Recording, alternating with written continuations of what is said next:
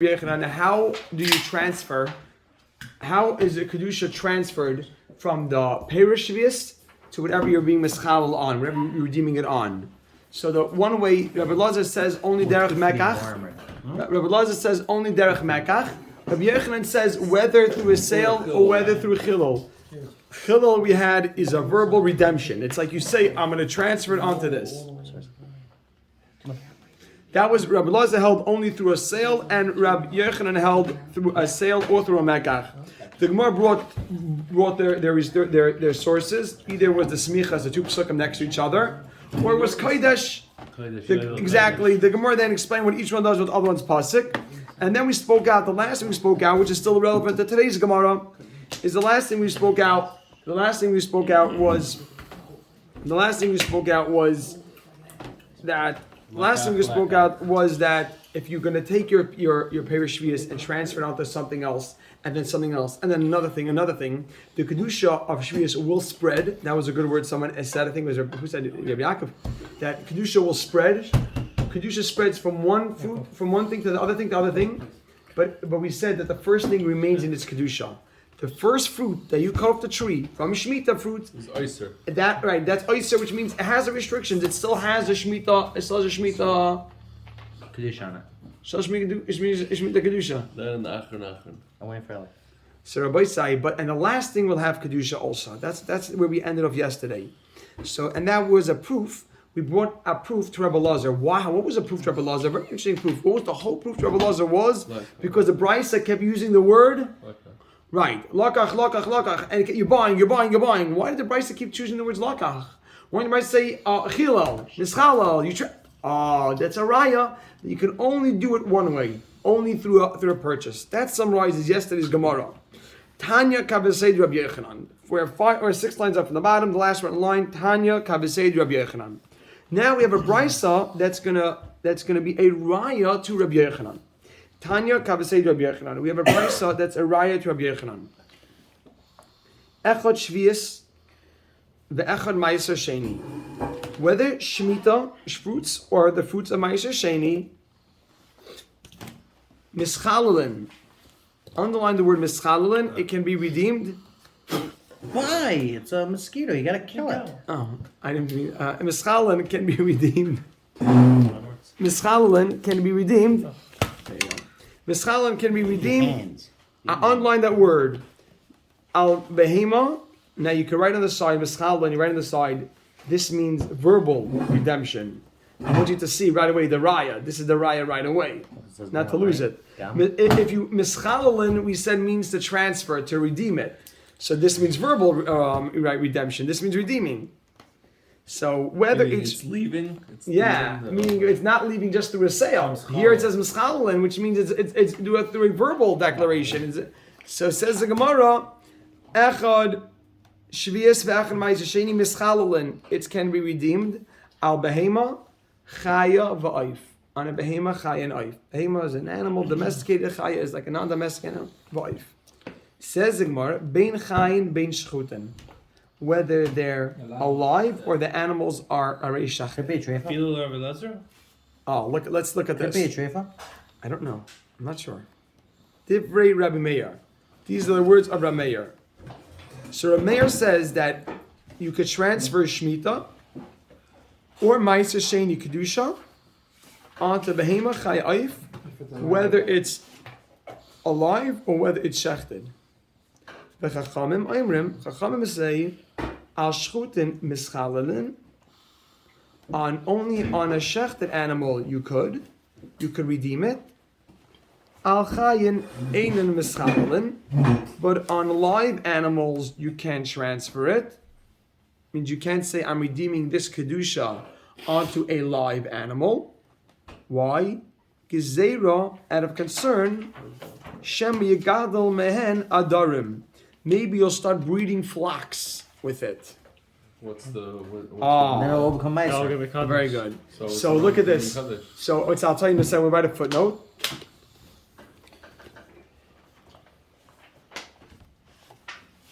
I want to just say before you write the footnote, I want to explain one thing. It's just it happens to be when the year of Shemitah right now, so it's interesting that we get to but we can appreciate a little bit of Shemitah. We're in the Parsha Shemitah now. The Har is the Parsha Shemitah. So we get to discuss a little bit. One of the reasons why you can't do business of Shemitah fruits is because when you do business, you start investing and buying, and Shemitah fruits have a certain time when they have to be already consumed. You have 3 years. Yesterday, Shai was asking, I want to discuss that. We have 3 years that a person has to get rid of, by the third year has to get rid of it. It's machlekes whether you have to burn it or you have to just make it hefker, whatever it is. You have 3 years. So if you're going to start buying and selling with Shemitah stuff, all of a sudden the Kedusha will be invested into animals. Perhaps you're going to buy, that's what we're saying now. You may buy a flock of animals. You'll raise a flock and all of a sudden your Shemitah Kedusha is hanging around for years. And that you're not allowed to have. You're not allowed to have possession. Why can't you just make it hefker? Oh, that according to some Rishonim, you could do that. Why will your flock become? Oh, because what you were worried that if you're gonna he says this Gemara saying you can't transfer onto you can only this sheet is Rameir says. No, what's the problem? I'll tell you. Rameir says you could transfer the kedusha onto live animals or dead animals. Chachamim say no, only on the dead animals. The dead animals will be consumed, but live animals, maybe you're going to keep them around. You're not going to shech those animals. You'll start raising flocks and breeding and so on. And those animals you're going to keep around because you want to breed. So you're going to transfer on the animals. You keep those animals around for 10 years. You'll start having a farm. And you're gonna forget that was and whatever that animal produces is also. That's also. So I'm not sure. Only what's in the animal currently. Right. I don't. I'm saying I don't think it's gonna. Right. I don't think that's that. But that animal, that animal has kedusha, and you're gonna keep the animal around for years, and you're not allowed to retain possession over shemitah over shemitah items past a certain point. So what's the concern? Why does Rav Chacham say? Is that a machlokes? And No. That's why the other shita holds that you. Oh no, the other sheet is not concerned about this issue. Not? You're right. He's saying good point. I don't know why he's not concerned about it, but he's saying that but the other opinion says you have to be worried about it. Now, fine. Are we gonna learn taste this tonight since Mayor's here? Now you know what Rabbi say. You know what Rabbi say. I just learned it. Rabbi say I want just to look at the Rashi because now I'm speaking out. Look at the Rashi inside. Shema Yagadol Mehem. Let's look at this very interesting Rashi. The last Rashi in the Amud. We're in Mov Sukkah and also you get a whole appreciation of Shemitah. Shema Yagadol Mehem. Yishem Etzlai. You'll keep them by you. Legadol Vlodais to raise offspring. Well, it sounds much more like the first thing you're saying. Not that it's in the kid. Right, v'nimtza, and it will come out. Masha masreisav, you're retaining. Masha means you're holding on to masreisav, your meiser. Look at this, Chevra. V'atoira amra, and the Torah says shana v'achalta, year to year v'achalta. 2 years, and then you eat it. Oh, Third year. says so let's read on. V'imsha rishayna v'shniya. If you retain it the first and second year. Chayiv b'shlishis, in the third year, you require levayer kol masreisav. B'sayv shana shlishis, you have to levayer to destroy. So it's a discussion what it means, but you have to destroy b'sayv shana shlishis min habayis from your house ulas vadais, and you have to make a confession. I think there can be artia kodesh min habayis. No one's lying. Confessing too. You're confessing that you no one's that you lying? can. Sorry. After that third year, no one's lying. So it's a shaila. If you hold, you have to burn it. You have to burn it. Others say you have to make it And hefker. then other people. I'm assuming You so. have to burn a live animal? What? Yeah. Right? Oh, So- why can't you eat it right before the third year? Oh, or show? maybe. Oh, but second, so technically you're sure to be able to. But look what he says. You're having hana from it. Lis asher. This is the problem. Lis asher means to amass wealth. You're not allowed to take shemitah fruits and use it as a thing to help amass wealth. But Torah says l'schaira, and not for business. Well, the issue of doing business is you're going to amass wealth and hold on to it. Ella, what does the Torah want you to do? Lahafker, to make it hefker, ulavir, and to have it consumed.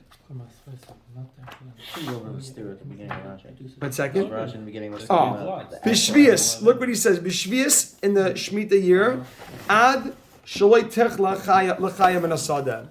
There's a drasha in the pasuk that teaches us that when the food is no longer accessible for the animals outside, then you have to burn it. That's just the last line of Rashi. When the fruits are no longer accessible for the roaming animals, that's when you have to get rid of it. Whose man beer? That will be the time we have to burn it. Leperes ulu the for the peres and their fruits and their money. Clear, Rabbi Sai, what's going on here? Clear. Reb Chaim Baruch, klar. So Chachamim say al shchuten. Let's go al shchuten mischalin on shechted fruits mischalin. Then you can redeem it al chayin. But on the live animals, a mischalin, you can't redeem it. Make a dash. Gezerah shema yegadol mehen adarim. Because we're concerned shema yegadol mehen adarim. You're going to raise flax. Period. So I wrote on the side. I wrote on the side, which is usher during Shemitah, and we just spoke out the reason why it's usher to raise the flax during Shemitah. We spoke out that the reason why it's usher, but I wrote also, but we see from this brisa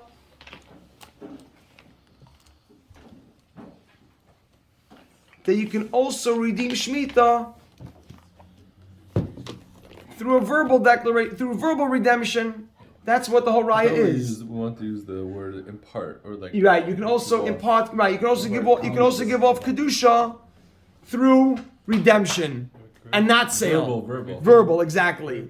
So the footnote was which is aser. You're not allowed to raise flax, which is aser, during Shemitah, and this brisa teaches us. This is the whole proof that you can also redeem.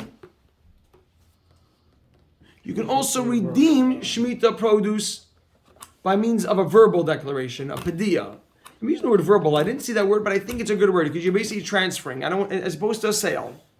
So the Olam sees that we have a raya, right? We have a raya that not just through sale, but even through a verbal declaration. Okay. So now Rabbi side now we have a machlekes. This is a very interesting Gemara. We have a machlekes right now, Rameir and the Chachamim. Are you allowed to put your kedusha of the kedusha of your Perish Shvius onto live animals? Right? Rameir holds live and dead. Chachamim say only live animals, only dead animals. Very good. Amar Rabba says machlekes. The machlekes Rameir and Chachamim. Machlekes, Rameir and Chachamim. If you can transfer onto live animals,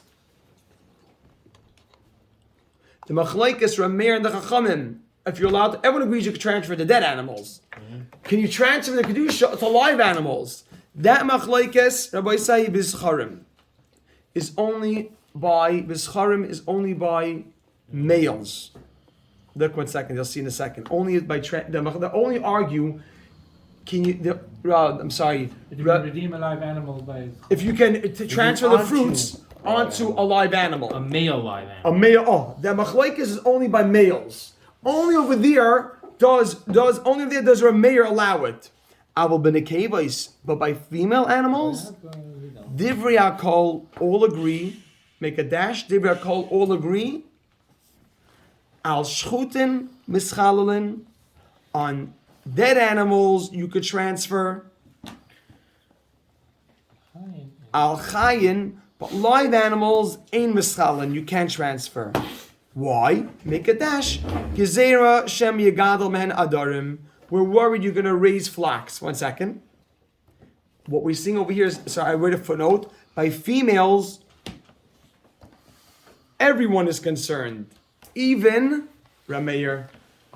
By females, everyone is concerned, even Rameir. Because those you're going to keep? Because those females is for breeding. By females, everyone is concerned, even Rameir, because females are for breeding. Klar Rameir? Nothing to do with her point. I know, yeah. I know someone who would go nuts right Nothing to do with her point. Right, not really to our Gemara. That's a woman's job. By Scharim, Exactly. By Scharim, he's not chayshish for him. Very good. It's a chacham's for male. That male shouldn't be. You shouldn't allow chaya for male. Because 1 second. Oh, very good. Rabbi Shmuel is asking why the chachamim worried about males. Right. The answer is you're saying great. Your answer great is that it's not. It's really mamash. The way you're saying is they're worried. Tap Rashi says. I want to speak out. He's bothered. Why? If the females are for breeding and the males are not kept around. The males will make the females pregnant, but they're not kept around. So why in the previous Gemara are the Chachamim worried about males? Says the top Rashi, B'Scharim. She'ein megadlim hem v'ladais. Scharim don't raise children, don't breed that. V'afilu hachri, says the Rashi, Gazu Rabbanon. Rabbanon are worried, Atu nekevais. Because of, if you're going to keep around the males, you're going to also, you might transfer the females also. If they allow you to transfer the males, says Rabbanon, we're worried you can transfer the females. Okay, a few more lines, Rabbi Isai. So we just spoke out of Gemara. The Gemara was, are you allowed to transfer Shemitah, the Kedusha of Shemitah, onto animals? So we said, there's a Machlekes Rameir. Rameir says, if the animal is alive, the animal is dead. Chachamim say, only if the animal is dead.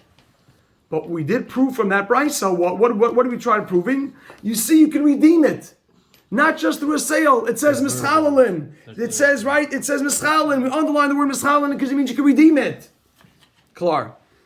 Then the Gemara says, that machlekes, can you transfer the Shemitah onto animals, is only by males. By female animals, everyone agrees it has to be dead.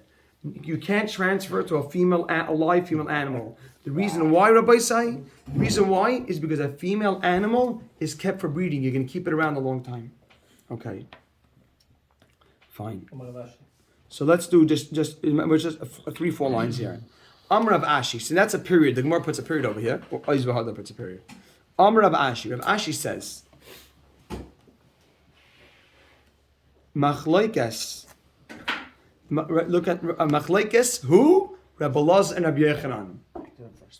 Rabbi Elazar and Rabbi Yochanan argue about what, Rabbi Isai? Can you transfer through redeeming or just through sale? Right. Exactly. Amr of Ashi. The Machlekes Rabbi Elazar and Rabbi Yochanan about redeeming through verbal redemption. Look at this, Rabbi Isai. B'pri Rishon. That's only by the first fruit. The first Shemitah fruit that I'm holding in my hand. They have a discussion. Rabbi Elazar says only a sale. Rabbi Yochanan says sale or redeeming.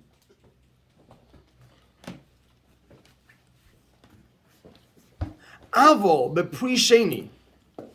But when it comes to what's pre-sheni, pre-sheni is the second after the first sale, the second sale already. Meaning I already transferred it onto something else. Onto the fish, onto the meat, onto the wine.